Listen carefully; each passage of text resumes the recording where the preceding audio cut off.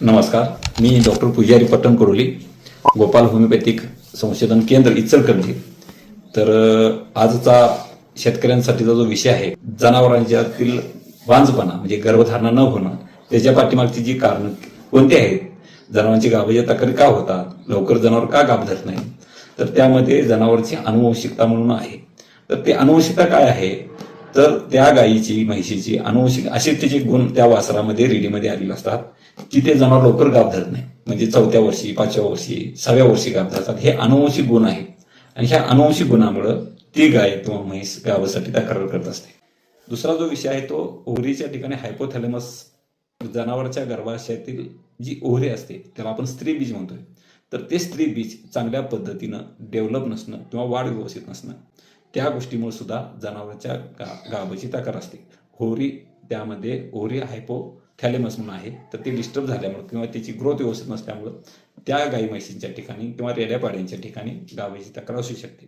त्याचबरोबर nutritional deficiency म्हणजे कोणती, तर त्या जनावराला चांगल्या पद्धतीनं पशुखाद्य, चांगल्या पद्धतीनं आहार, चांगल्या पद्धतीनं पाणी व्यवस्थापन चांगल्या पद्धतीनं नसल्यामुळं, न्यूट्रिशनल डेफिशियन्सी असल्यामुळं, तर त्या जनावराची जी शारीरिक मानसिक जी ग्रोथ व्हायला पाहिजे ती होत नाही.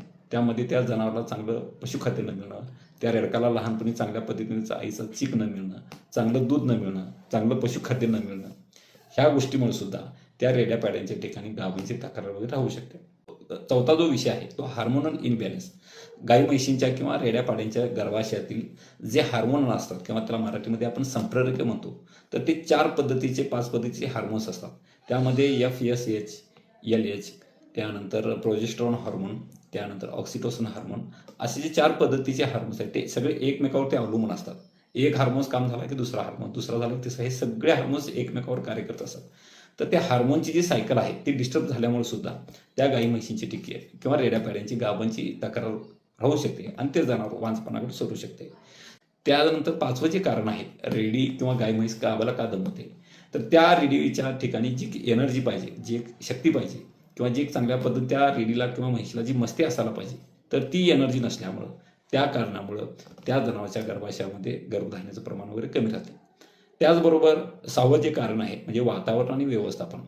हो, ग्लोबल जे प्रदूषण आहे, जागतिक प्रदूषणामुळे, ह्या प्रदूषणामुळे सुद्धा गाई म्हशींच्या ठिकाणी उष्णतेमुळं, वातावरणामुळं गाभीच्या तक्रारी आहेत.